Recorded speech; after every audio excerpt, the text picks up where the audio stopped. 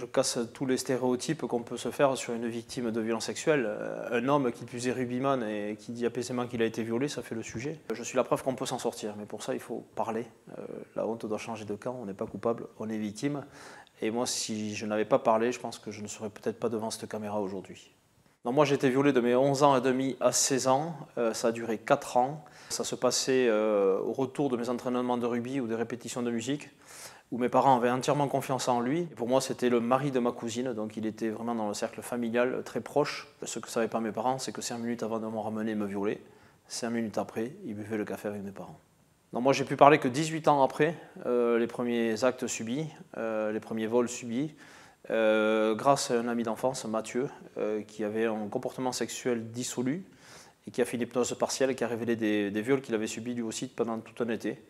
Et c'est grâce à cette libération de sa parole à lui que moi j'ai pu libérer la mienne, puis par la suite libérer la parole d'une troisième victime. Au début, je me suis tu pour protéger ma famille.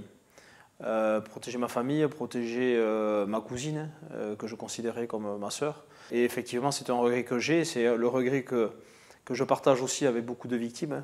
Arrêtez de protéger les autres, protégez-vous à vous. Et je pense que quand on est victime, il faut être égoïste. Et c'est aussi une force pour s'en sortir. Donc j'ai créé mon association Colosse au pied d'argile, qui lutte contre les violences sexuelles en milieu sportif, éducatif aussi, qui lutte violences sexuelles, bizutage et harcèlement, et surtout qui accompagne et aide les victimes et victimes collatérales. On forme aussi les professionnels qui encadrent des enfants pour les amener aussi dans une détection et une veille collective. Le sport, c'est un milieu qui accueille des enfants, donc comme tout milieu qui accueille des enfants, on y trouve des prédateurs ou des prédatrices. Par nos actions dans le champ sportif, on va aller libérer justement la parole des victimes qui sont majoritairement victimes intrafamiliales.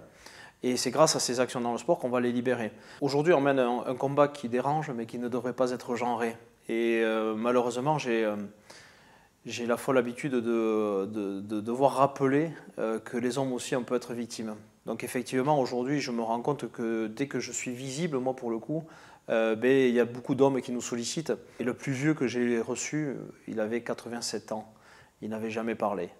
Donc la preuve qu'il faut qu'on montre des hommes aussi victimes pour permettre la libération de la parole de tous ces hommes qui sont encore murés dans le silence. Que vous soyez témoin ou bienveillant sur la santé d'un enfant, n'hésitez pas. On ne peut pas vous en reprocher d'être lanceur d'alerte auprès du 119, auprès du procureur, auprès de la CRIP, auprès de la gendarmerie, d'un commissariat, de l'aide sociale à l'enfance. Il faut signaler toute suspicion que l'on a de maltraitance sur un enfant.